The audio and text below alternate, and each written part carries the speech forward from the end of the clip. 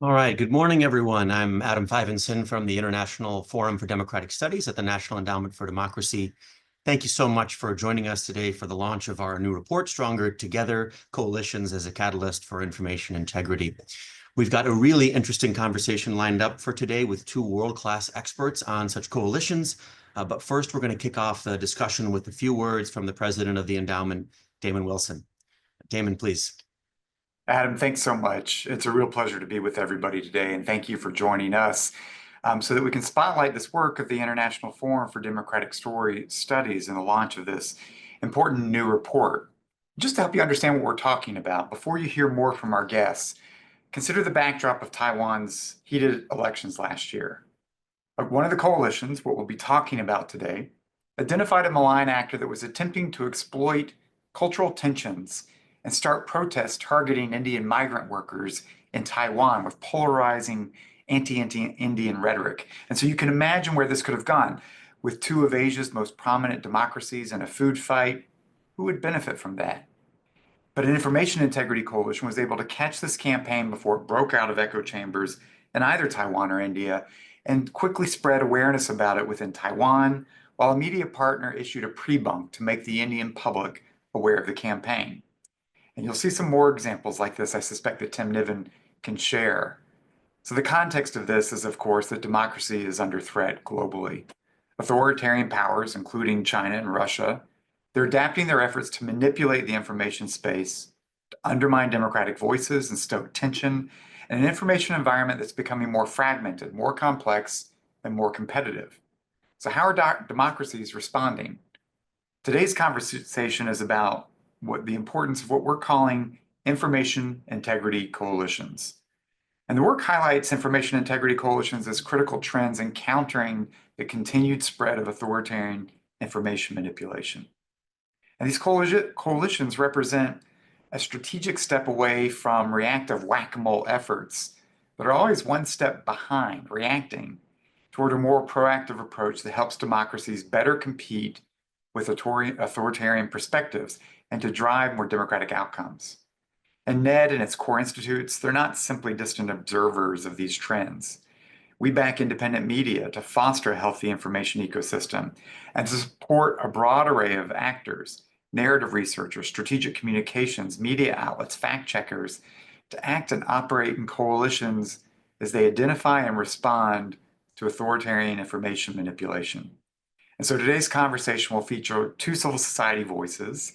We're going to turn, Adam will bring into the conversation Tim Niven from the Doublethink Lab, who authored this report, and Dominika Haidu from GlobeSec, who will explain how coalitions drive faster, more efficient, more effective collaboration between diverse democratic actors. And drawing on the example of one such coalition in Taiwan, today's conversation will highlight how collaborative efforts, how they can close the strategic gaps that exist among independent journalists, researchers, communicators, fact checkers, and speed up responses to counter authoritarian influences early and often. So thank you so much for joining us for this important conversation. With that, Adam, over to you. All right, thanks so much, Damon. As you said, the information space is changing. It's becoming more crowded, more fragmented, and simply much busier with the debut of generative AI, with key changes at tech platforms, and the debut of new platforms with origins in authoritarian contexts like Telegram. We all know that authoritarians are adapting to this new reality. They're building an infrastructure of local outlets, local voices that enable their narratives to pierce the fog of this new information environment. But what about democracies? How are we adapting? What are we doing to ensure that local pro-democracy voices can compete in this more complex, more challenging information ecosystem? One approach, as Damon mentioned, that's gaining traction globally is building civil society-led coalitions for information integrity. These coalitions are increasingly understood as a critical component of democratic infrastructure that creates efficiencies, as Damon was saying, for resource-strapped civic voices like journalists, like fact-checkers, narrative researchers, and others. Information integrity coalitions improve information sharing, they speed the discovery of malign narratives, and they create space for the joint amplification of responses in an increasingly crowded information environment. While the report covers just one such example from Taiwan, from their most recent presidential election, there's an increasing number of such collaborative efforts taking hold in contexts all around the globe, such as in Ukraine, around Europe, and in Latin America and East Asia, as well as a number of global efforts reaching many of these same contexts. So to take us deeper into the work of these coalitions and why they're increasingly considered game changers, we'll be hearing from two experts, as Damon mentioned, with significant experience working with such coalitions. The first is Tim Niven. Tim is the author of the report and leads research at the Doublethink Lab in Taiwan, as well as Dominika Hajdu, policy director for the Center for Democracy and Resilience at Globsec, a global think tank based in Slovakia. So we'll start today with a very brief moderated Q&A. And then after about 20 minutes, we'll open the floor for audience questions. And we'll be sure to leave a few minutes at the end for commentary from the Senior Director of the International Forum, John Glenn. So if you have questions or comments as we go, please drop them into the Q&A. I'll be watching that and monitoring that, and we'll address them either as we go or during the Q&A period at the end. So to start, I want to begin with you, Tim, as the author of the report, thinking about Taiwan's presidential election in January of this year. How and why did civil society and other actors, how did they come together in coalition to combat authoritarian information manipulation around that election? What were the advantages, of that coalition-based approach, and why do you think this approach is critical? Thank you very much, Adam, for having me. Yeah, so the context was really established very well by yourself and by Damon. We are facing a situation where we have an asymmetry in resources. We know that the authoritarians are investing very heavily in information manipulation and doing so in a very coordinated manner. By the nature of being authoritarians, they have coordination. They have strategic and message discipline. So we're kind of we have a strategic gap here. We also know that their rate of learning has got to be pretty fast, just judging by the amount of information manipulation that they're engaging in. We're talking about pretty much a daily basis all over the world. So multiplying space and time, this rate of learning is a worry for democratic actors, particularly if we're working in isolation. And of course, the recent changes in the platforms, retreating platform safety measures, loss of data access for platforms, and rise of authoritarian controlled algorithms such as TikTok.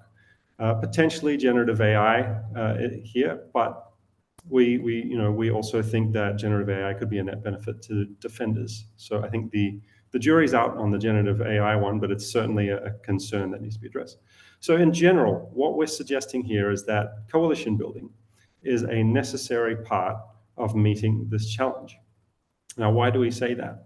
The foundation of addressing information manipulation is situational awareness. It's monitoring and reporting, information sharing.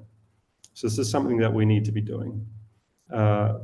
Obviously, the efficiencies. We talked about difficulty getting data from platforms. Some of us are much better at collecting data than others. To the extent that we can share that and not reinvent the same wheels 50 times all over the world with limited resources already facing a strategic gap in resources, that's obviously not going to be very good. So come together and share. And obviously rapid learning.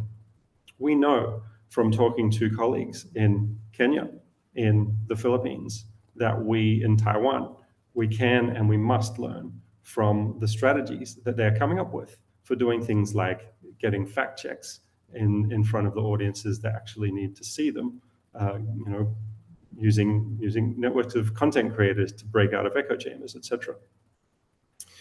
Synergizing diverse perspectives and skill sets. So different types of stakeholders will bring different advantages to a coalition. It could be an academic with a nice new AI model for doing some detection of some generative AI content. And then they come out and they can share it with civil society. And finally, elevating communication strategies. So the authoritarians have the strategic advantage of having this message discipline. We can do something similar if we come together and formulate our strategic communication strategies together and then have that message discipline together. So speaking of the Taiwan's coalition for the presidential election in January, the coalition was composed of fact checkers and FEMA investigators, cybersecurity experts, academics, and also concerned citizens who joined our effort and were trained up to do observation and information space. The main essence of this coalition was information and intelligence sharing. We did have channels with platforms and government. So, for example, this led to Meta taking down a network of inauthentic accounts that was being operated out of Cambodia. And I think the best case of success was the one that Damon mentioned in the opening, which was the Indian migrant workers. So we know that some instances of information manipulation, such as Taiwan's secret history, which was a massive cross-platform spamouflage using a lot of generative AI videos, etc., was a very large case. It was probably noticed by many people all around the world. But the Indian workers case was a lot more subtle, and it had a lot more capacity to cause damage. We had this AstroTurf network. We had 8,000 accounts in 2 private chat groups trying to organize an offline protest to which about 70 people attended, including my colleagues. And it was organized around an anti-Indian narrative that was designed to split a wedge between Taiwan and India. As Damon mentioned, we caught this early before it broke out. Our partner in India was able to issue a pre-bunk. So I think this was a really good success case and a really good example of how this coalition worked in that particular election. Well, thanks so much, Tim. I really appreciate that. And if I could, just one very brief follow-up. You said something very interesting about responses. You said that democracies and democratic actors don't necessarily have so much message discipline. So I was just wondering if you could say very briefly why you think that is and how it is that coalitions actually help with that before we go over to Dominica. Certainly. So it's something that we've become aware of, that we know that in Taiwan, this is something we're kind of lacking in civil society. We're lacking the messaging coalition part. We have the information sharing coalition, but in order to reach audiences in Taiwan with messages where they are and ways that they're actually going to listen is something that we just haven't done. But we've seen it in other instances around the world. We have a partner in Georgia, Civic Idea, who have been leading a coalition of over 300 civil society organizations in Georgia, who are organized to oppose legislation in Georgia that would essentially criminalize civil society organizations. And so this coalition organized around, came together around the same message, the same 3-word message. And so you can get this kind of message discipline over 300 civil society organizations is definitely something that a power that we would like to have here in Taiwan as well. Fantastic. Well, appreciate that. And I think coalitions in a lot of contexts are struggling with that same set of questions. So that's why I really wanted to highlight that key question. So now we're going to go to Dominica Haidu from GlobeSec. And Dominica, I wanted to start out by asking you a little bit about one of the specific coalitions that I know your organization is part of, this FIMI ISAC, which is the Foreign Information Manipulation and Interference. That's the problem that they're addressing, and ISAC, an Information Sharing and Analysis Center. And so I know that GlobeSec's been part of this initiative. I'm wondering about how it worked to counter Russian information operations about the European elections recently, and why it is, in your mind, in your experience, why close collaboration among civil society actors is so critical to addressing foreign information manipulation and interference around elections. Thanks a lot, Adam. Good morning, everyone. And also thanks to the NED for the opportunity to discuss the issue that I personally consider crucial to the success of pro-democratic actors. And the coalition building is also central to GlobeSec work. And I'm happy to speak about the approaches we're using and participating in. Just a bit of maybe context, I represent a think tank primarily focusing on Central and Eastern European countries, many of which are bordering Russia.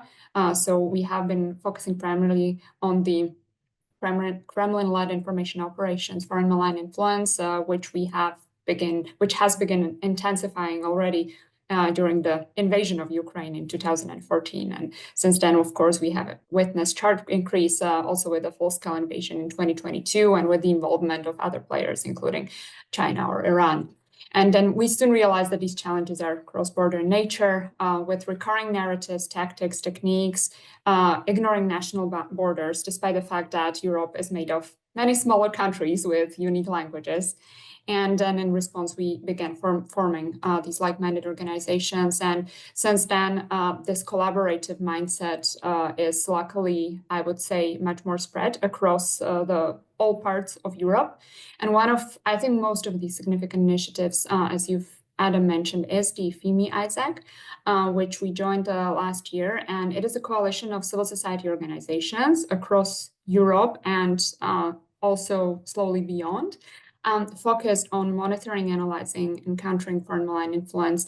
And to me, it represents a new mechanism of collaboration that significantly can contribute to the situational awareness that Tim mentioned as one of the core prerequisites that we need to have in order to successfully counter foreign malign influence. And what makes it unique is the emphasis on standardized approach to FIMI detection and analysis, which has, from my perspective, laid grounds for a possibly universal system on how diverse organizations can work together more effectively and efficiently as well. Because central to FIMI Isaac's approach is common taxonomy and standardization. This means that in practice that all participating organizations speak the same language, use the same definitions when identifying and documenting different cases of FIMI.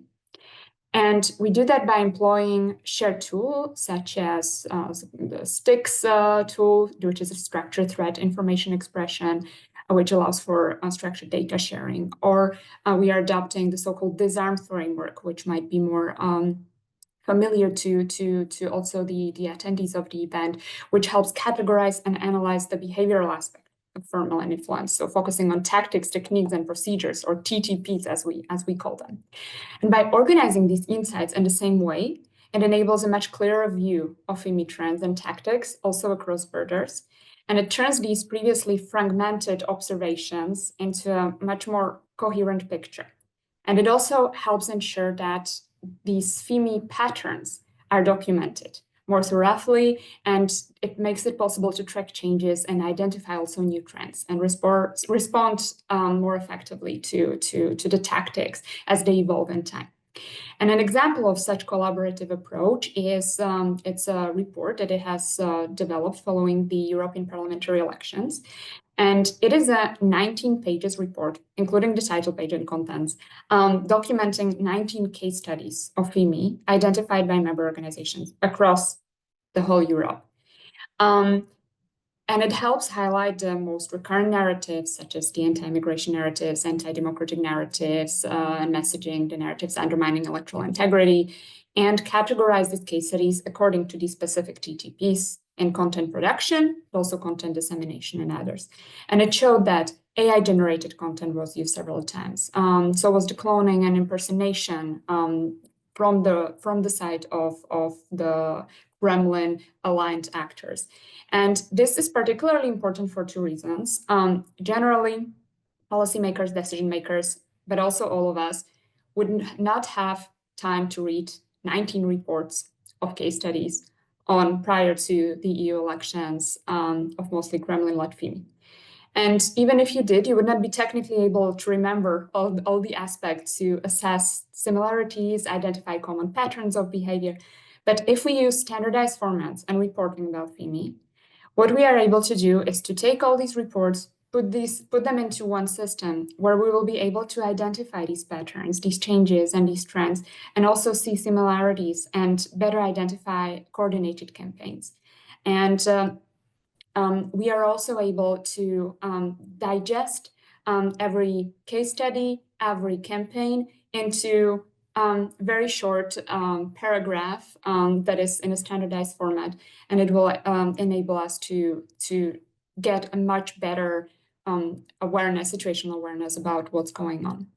And this approach is similarly being implemented by fact checkers in Europe, and it is, from my perspective, one of the keys to ensure that we are able to understand what is going on soon enough and then counter it respectively. Thanks so much, Dominica. And I just really appreciate the way you're describing conceptually, what we're talking about when we mean these kinds of coalitions and why they matter. You talk about, more awareness, sharing awareness, and intelligence, essentially, about what's happening in the information environment that we're collecting through, open source, that we're collecting, through partnerships, et cetera. But it's the fact that these organizations are sharing that allows that awareness to spread more quickly. And secondly, you were talking about data standards. I think that's really critical. And I want to come back to that in just a second. And the third piece around combining insights into unified reports. I mean, that's super helpful from a monitoring standpoint. For example, looking at the doppelganger campaign that's been covered, ad nauseum over and over again from different perspectives, and everyone brings their own analysis and flavor to what they're seeing. But at the end of the day, there may be a core set of components of that analysis that are most relevant to the to the broader ecosystem, and to others that benefit from the insights that these kinds of coalitions generate. But I wanted to come back just quickly, if I could, on this question of data standards, because you focused a lot on it, and I think it's really important as well. I wanted to get a sense from you about why you think the data standards push is happening now, right? I mean, if we understand how important this is, that, as you say, we're all speaking the same language, that we're all working together, why is the data standard push happening now? Or is there a longer trend that's been pushing us and moving us in this direction for some time? Yeah, absolutely. So I think that the shift is happening now for two key reasons. One is that we have that the community of the organizations that is focused on FIMI has really expanded over the past few years. I think especially it started during the COVID-19 pandemic and then gradually evolved also since the full-scale invasion, as the information operations and the threat of foreign malign influence has been increasing over the past years in Europe. So that is definitely one. So there's more well-established organizations that also have the capacity in terms of resources and staff to start thinking beyond the only reactive responsive mechanisms, because up until so we have been dealing with this issue since 2016, and up until a few years ago, the majority of the community was rather reactive, and we realized that we need a more systematic approach to counter this, because also, as Tim mentioned, the landscape is changing, and as you yourself mentioned, the threat and the organization of the threats that we're facing is much larger, and the adversaries are able to organize much more efficiently and effectively in the past. So we also need some system that will bring us together and guide us and guide us in this sense. So that is why I think the data standardization is a core next step in order for us to create a system through which we will have a great situational assessment and awareness of what's going on and what is happening and why it is happening.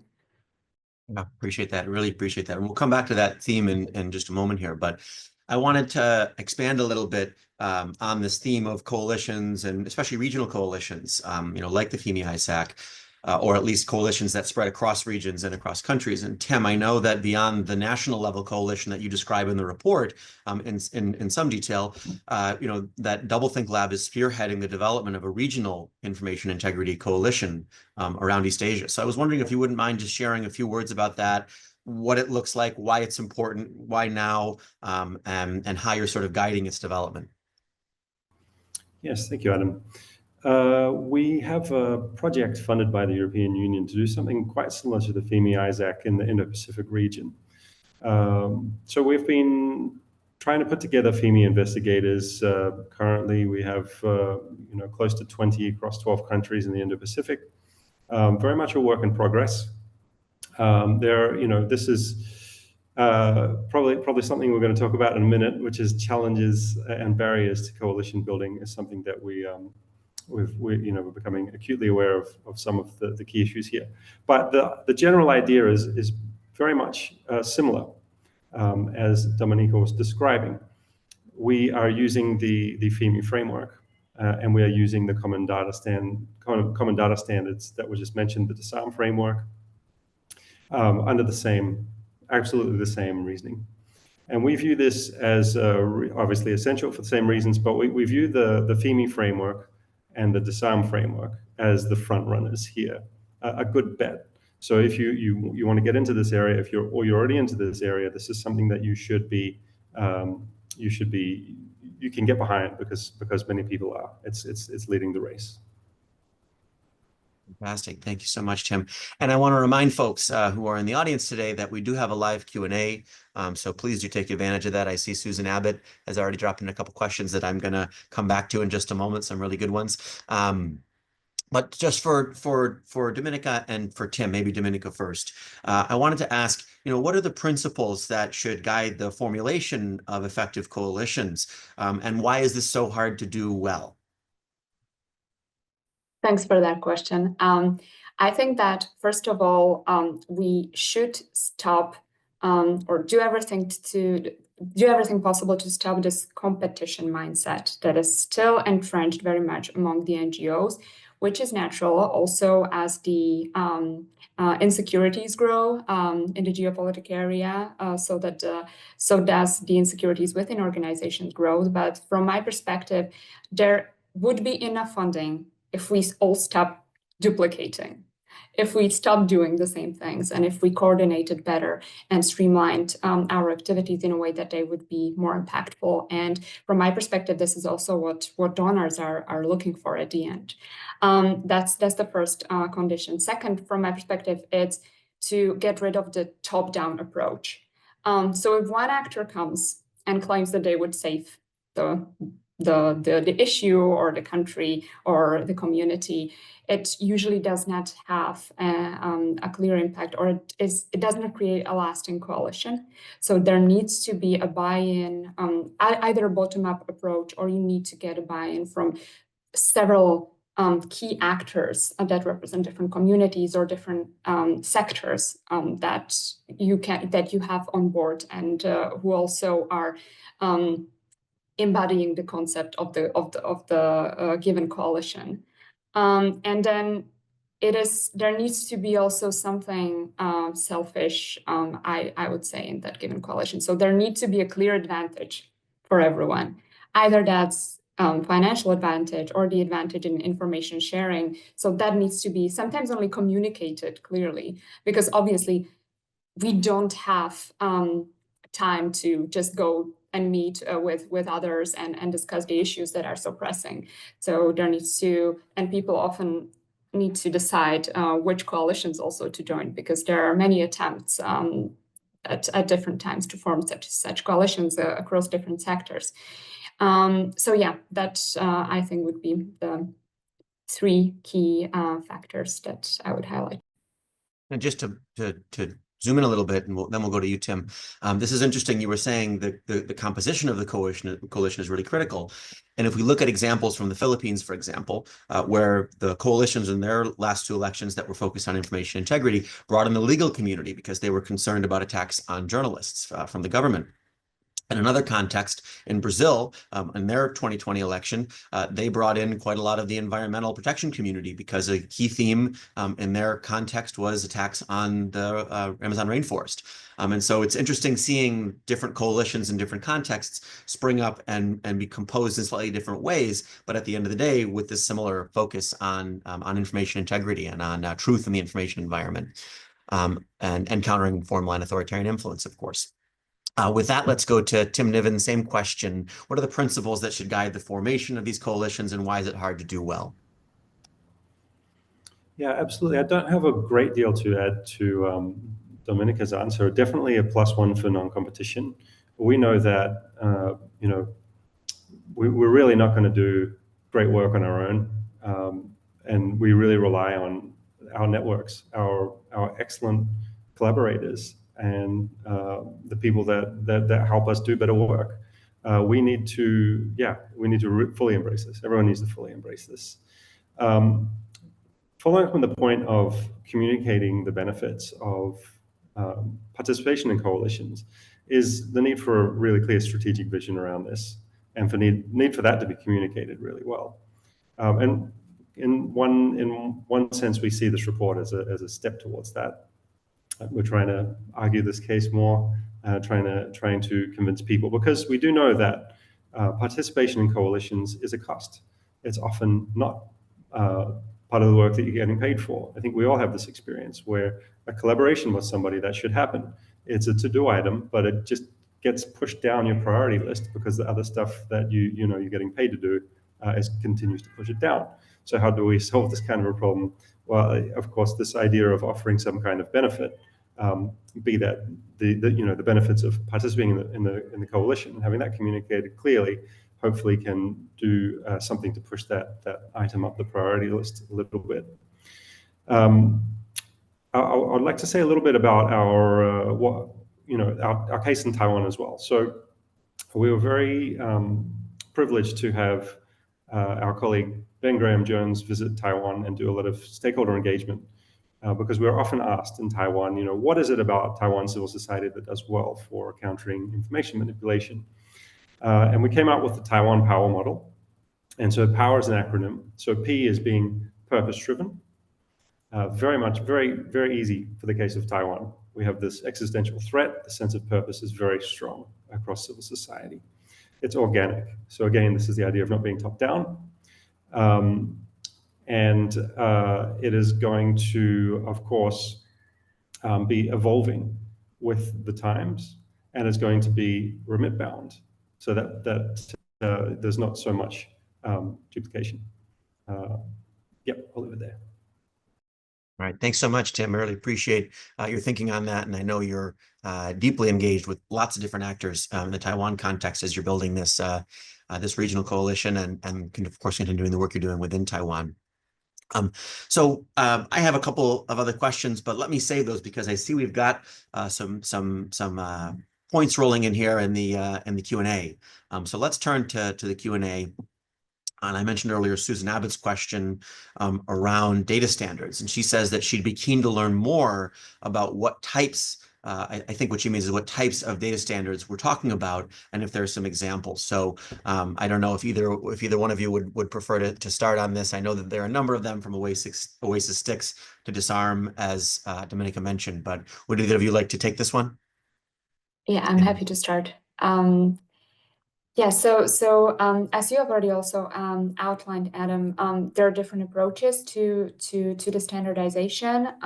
So when it comes to Disarm, for example, we have it is a publicly available database, actually, of tactics, techniques, procedures that are listed and that are being updated or so frequently. Each of them has a specific number.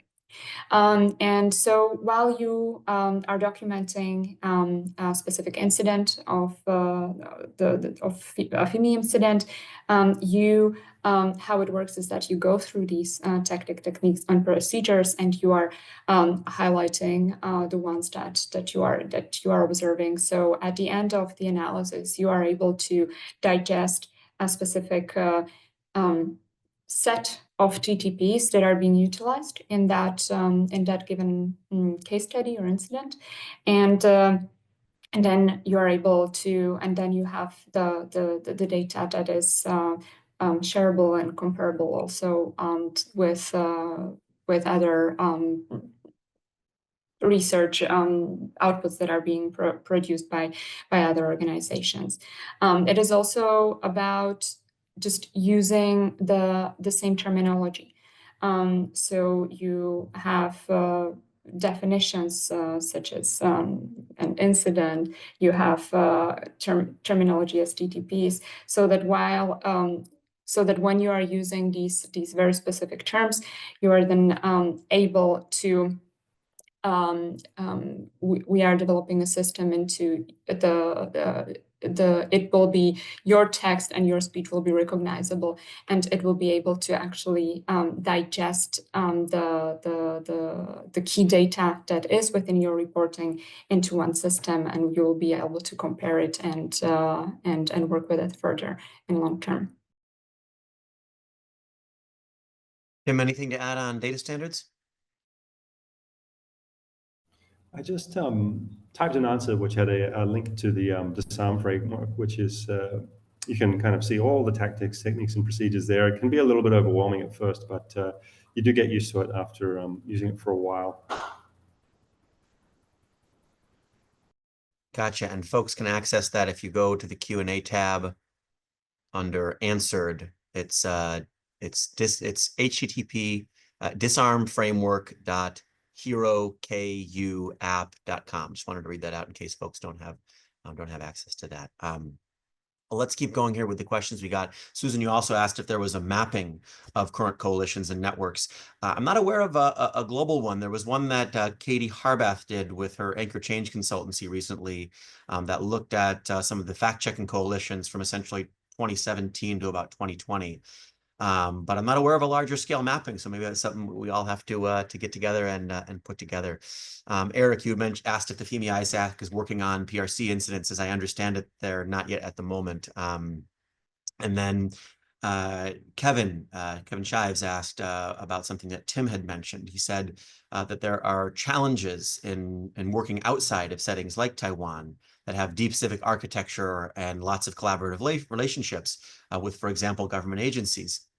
How can countries and other contexts that don't have those assets, work together to get over some of those challenges, or the challenge of not having a major ally in that same way? How do they work with media, international governments, or others to amplify their communication at the end of that process? So there was a few different parts there, but feel free to tackle any aspect of it that you're keen on. Yeah, thank you for the great question. Yeah, it's something that we think about a bit, because in Taiwan we assess that we're one election away from being in the group that doesn't have a collaborative relationship with government agencies. So one of the things that we're thinking about at the moment is, how do we manage this political risk? So if we are going to have an information sharing agreement with a government agency about, it's just open source research, so it's something we've investigated, we definitely can do. How should that look like? What should it look like, and how should it protect us? Now, we think there's two risks in this case. One of the risks is the risk of being tarred with politicized brush, and the other one is just the risk of our hard work just collapsing when the government agency just stops doing information manipulation work. And one idea that we came up with in our context was to have an umbrella organization for civil society. So if different fact checkers and FEMI investigator groups, if we had an umbrella organization, maybe call it the Information Integrity Coalition in Taiwan or what have you, then government agents can only deal with that coalition, and that can create one layer of separation, which might make either side more comfortable. So obviously some institutions are going to get tarred with a political brush, fairly or unfairly. But yeah, we think that kind of a suggestion might help. So yeah, how do we work with media, international governments, and others that might amplify our communications is something that we're coming to try and figure out. And regrettably, I don't have a very good answer for you for that one. Gotcha. We're having we got a few good questions here, comments to keep us moving along here. So again, from Susan, the point about coordination and needing to align and cooperate. She's had this observation that while we all might be working in this information integrity space, or information integrity and resilience, as she terms it, I wonder if in addition to data standards, we would need to have some discussions about the focus areas that information integrity researchers and practitioners focus on, and if that may be helpful in creating more coordination. I think so, Susan. I think that's a great suggestion. Now from Olga Danchenkova, from the Calibrated Agency, she says, many thanks for sharing these ideas. Can you propose some ideas for the best approaches to counter FEMI? For example, best roles or opportunities for civil society organizations or public and government partnerships. So that might be taking us a little bit out of the coalition question, and to sort of what are those organizations actually doing, or what are we trying to amplify in response? So I would, either Tim or Dominica, would either of you like to address that question? I can start perhaps. When it comes to the best approaches, I think that the approaches that Tim has outlined in terms of fact that we need to have good situational awareness, but then we also need to have organizations that do the countering part, so either preventing or reactive communications campaigns, strategic communications and long-term, or then also swift identification of the FIMI incidents and trying to take them down, for example, from social media accounts. There are plenty of responses that are also part of the tactic, techniques, and procedure created by the Design Foundation, but they need to be coordinated and they all need to be applied so that we're successful in this sense. So I don't think there is just one best counter-FIMI approach. When it comes to coalition building also within the public sector, we also have such experience from Slovakia. We were leading such a public-private government think tank, CSO coalition, a few years ago. I think it was very useful in the sense that you also tend to have a lot of competition or not the best relations within different government structures. They can also use the more neutral ground of a think tank or an NGO to share ideas and exchange information that is, of course, publicly available or that is shareable with CSOs. In this context, this is the experience that we've had in the past.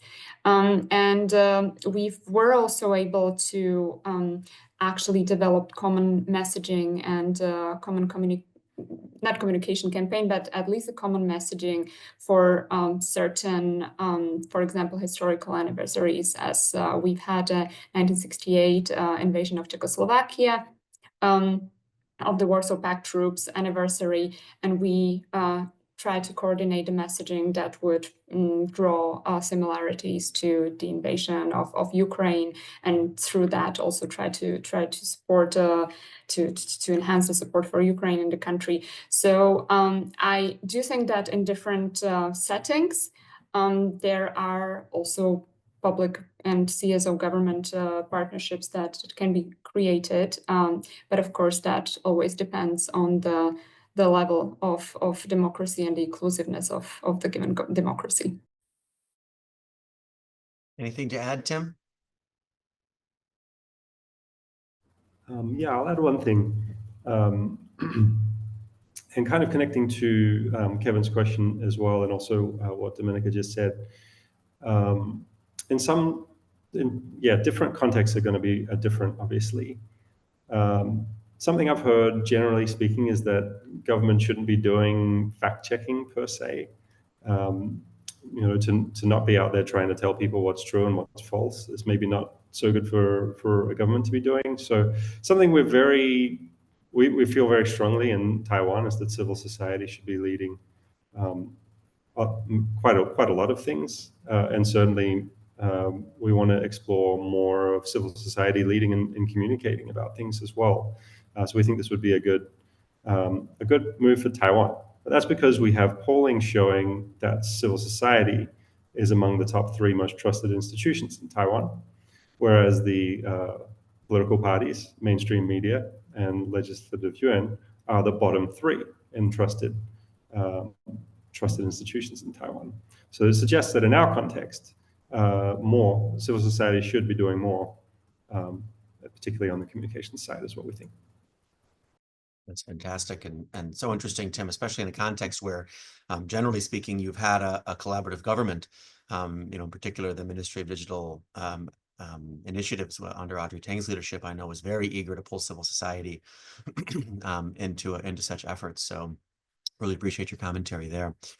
We had one other question or commentary from Olha that I'm going to share, and I'll just put out one final request for folks that you may have. If you have one final question, we probably have time for 1 or 2 more after this. But Olha asks, she's keen to know if we have come across a capabilities map of organizations working on countering FIMI in Europe and APAC, and in essence, through such a map, is there an opportunity to create more alignment and avoiding duplication?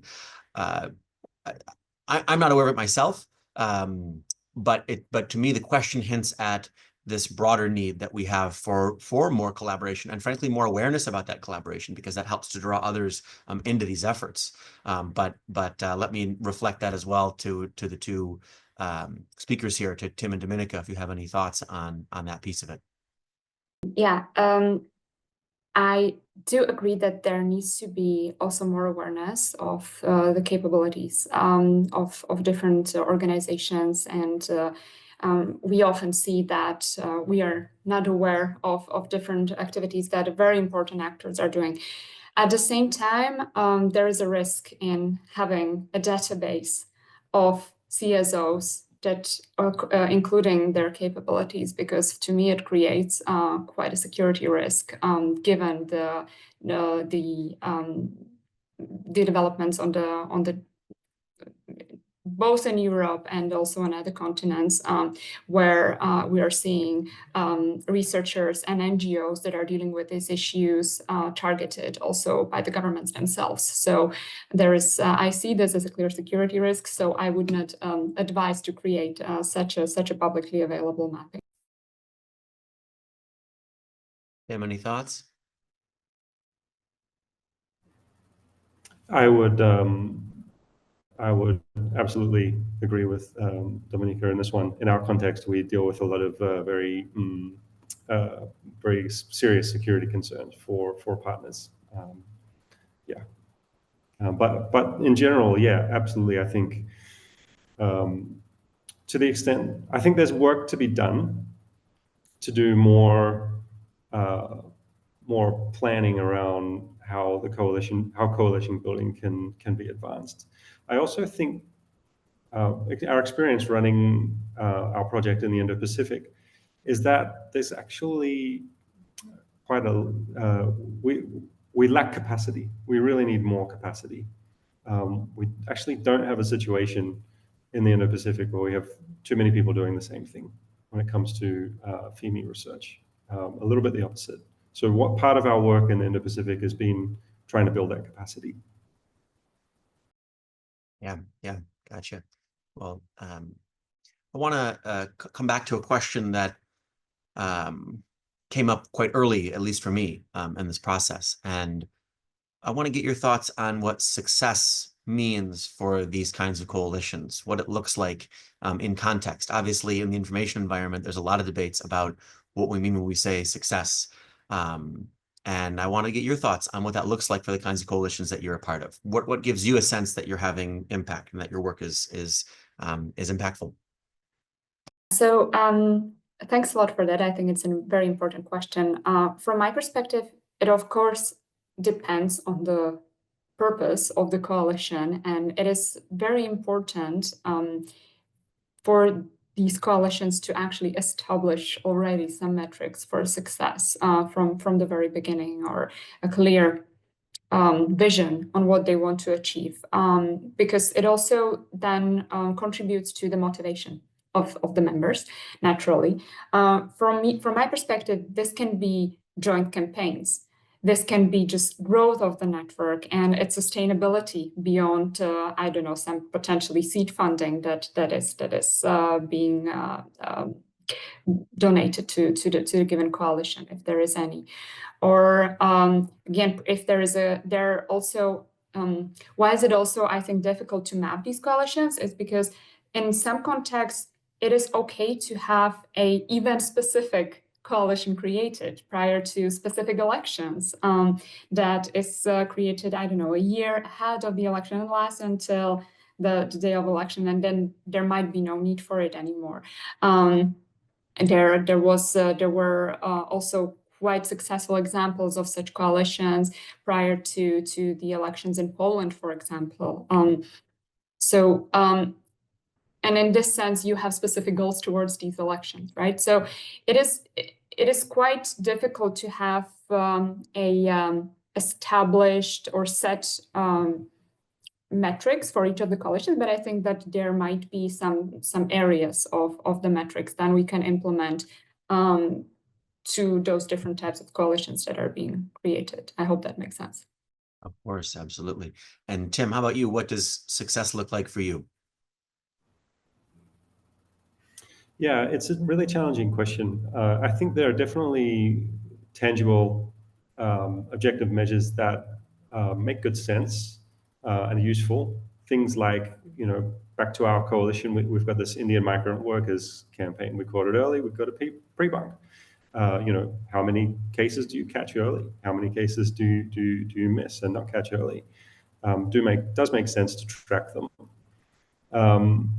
But I do worry that we are looking at, when you look at information manipulation, if you think about information integrity on a kind of a broad level, and if I'm thinking about Taiwan, then what I really want to look at is the effects of it on society. And it's obviously a notoriously difficult question to address.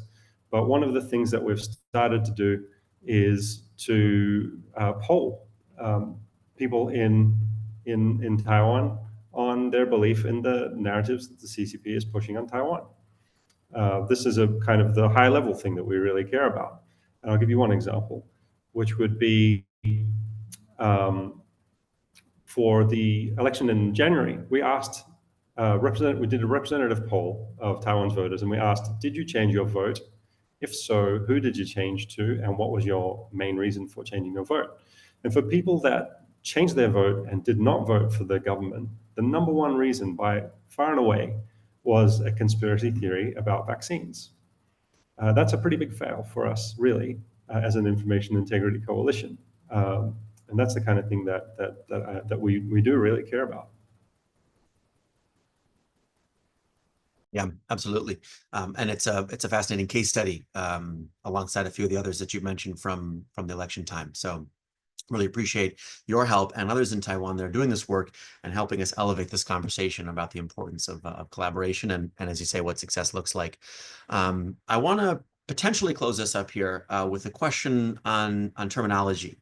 And we've been using this term FEMI during this discussion. And I wanted to get under the hood a little bit in terms of what that is, how it's different from other terminologies we may have seen used for information manipulation. But just to remind folks, FEMI, foreign information manipulation and interference, has really gained traction in more or less the last 2 years since the European External Action Service first introduced it. So I want to ask the two of you, from your perspective, why it's a useful framework for understanding authoritarian behavior in the information environment, how it relates or why it matters for coalitions, and then if there are disadvantages to using this sort of approach to understanding what's happening in the information environment. And it could be either one of you as before that would start this, whoever's more eager, I suppose.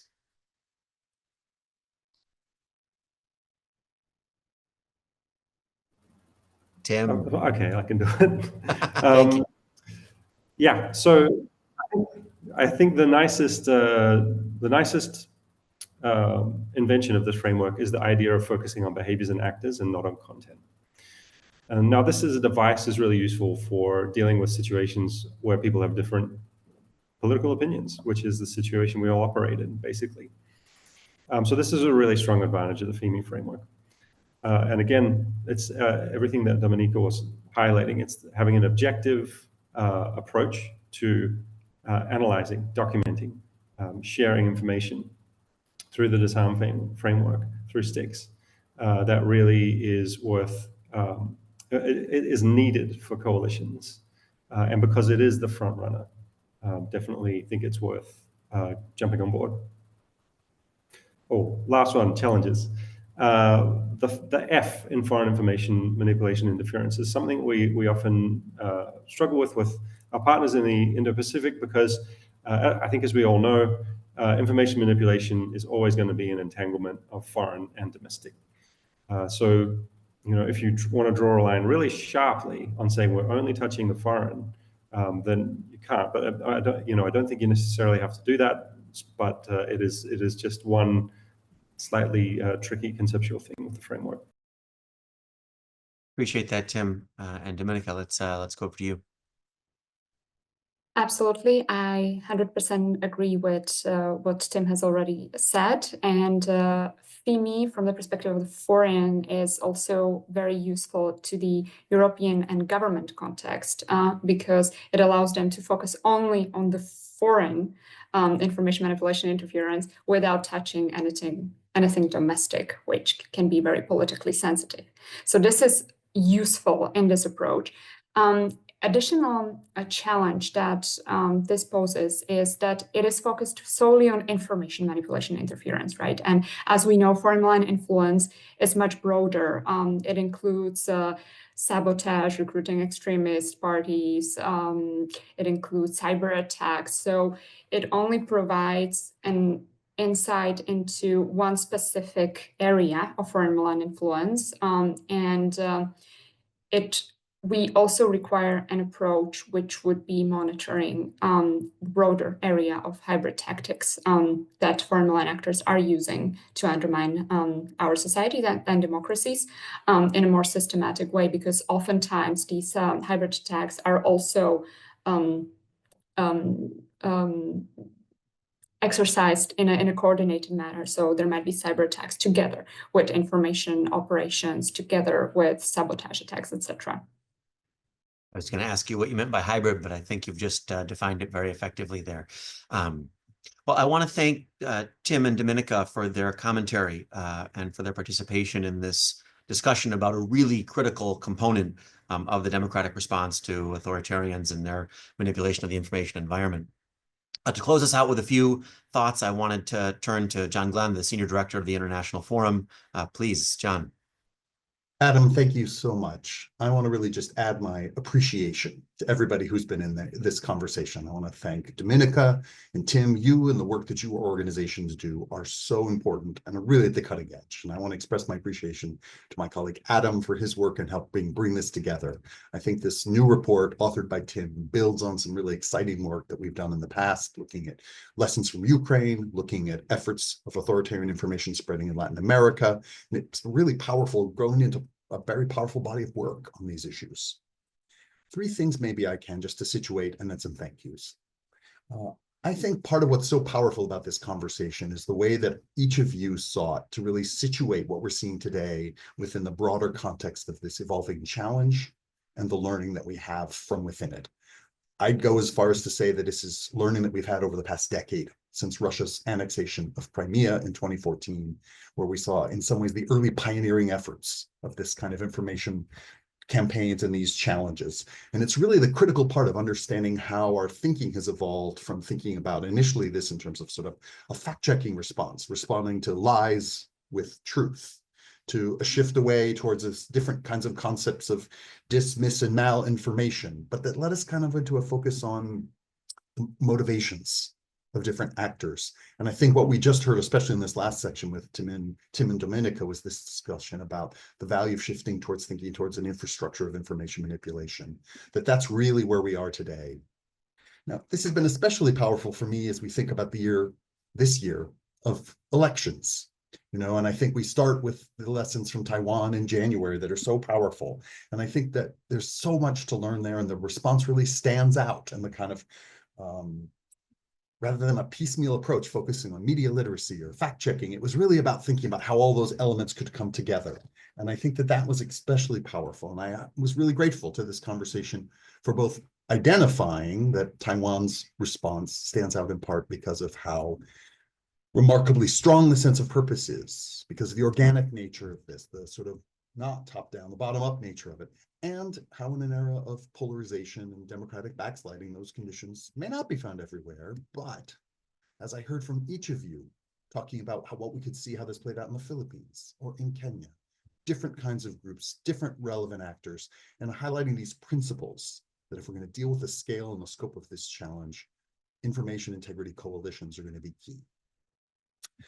I'll close by only noting that elections are powerful. They concentrate the mind, and they concentrate our minds as researchers and analysts in a certain sense, because they are moments in which we see these efforts. But one of the most longstanding insights, I think, in this field has been that information manipulation campaigns are not limited to elections. Indeed, the research is powerful that shows in many cases these campaigns grow even greater after elections, when we understand that these are not often efforts to change votes. They're efforts to undermine the trust in democratic institutions, and they endure all the time. all year round. And this is what leads us to the question about what an effective democratic response is.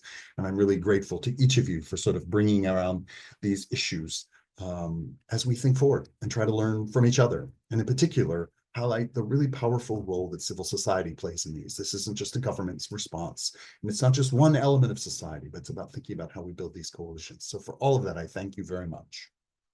Let me end just briefly with a quick note of thanks to some of my colleagues here at the forum, to Maya Recanati and Amaris Ranci, for helping us get together this work that we've done today. And once again, to each of you, the speakers there, for such a timely, critical moment where we have this discussion.